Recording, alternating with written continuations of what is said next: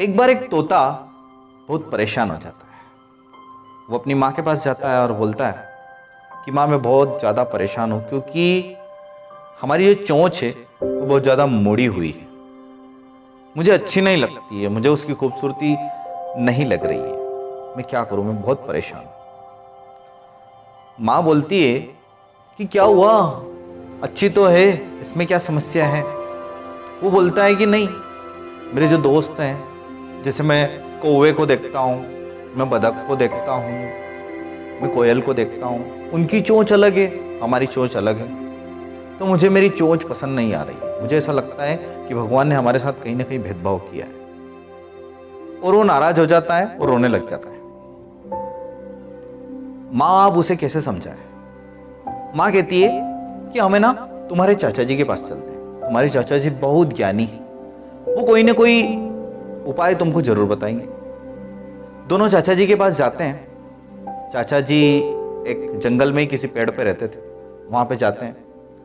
जब दोनों चाचा जी के पास जाते हैं तो जो तोता था वो अपने चाचा जी से पूछता है कि चाचा जी हम बहुत ज़्यादा परेशान हैं क्योंकि मेरी जो चोंच है वो अच्छी मुझे नहीं लगती है।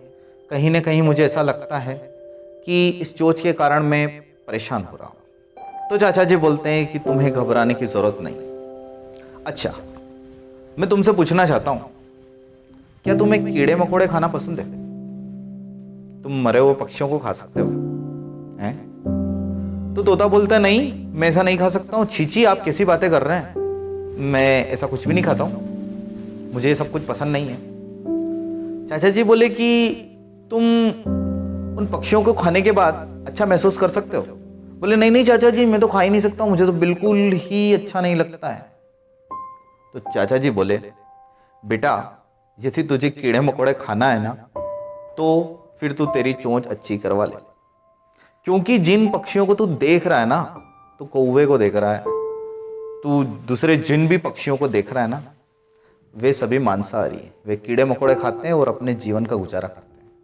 बेटा तुम्हारे पास जो है तुम उसी में खुश रहो, क्योंकि तुम बहुत अच्छे दिखते हो और बहुत अच्छे फल खाते हो और बहुत मीठा बोलते हो और लोग तुमसे प्रेम करते हैं। पर जिन पक्षियों की तुम बात कर रहे हो ना तो लोग उन्हें पसंद करते हैं, ना उनकी आवाज को पसंद करते हैं और ना ही उनकी चोंच को पसंद करते हैं। तुम्हारे पास बहुत अच्छी चोंच है, तुम्हारे पास बहुत अच्छा शरीर है, इसी का उपयोग करो। तोता उनकी बातों को सुनकर खुश हो जाता है और मन ही मन मुस्कुराने लगता है। आज उसे अपने आप पर गर्व हो रहा था क्योंकि उसके चाचा जी ने उसे जो बात बताई वो उसके दिल तक पहुंच गई। और दोस्तों, हमारे साथ भी ऐसा ही है। हम कई बार दूसरों की चकाचौंध को देखकर उत्तेजित हो जाते हैं। हमारे मन में ये भावना आ जाती है कि उसके पास तो ये है, हमारे पास ये नहीं है। जबकि यह देखने की जरूरत है हमें कि हमें यह देखना चाहिए कि हमारे पास क्या क्या है।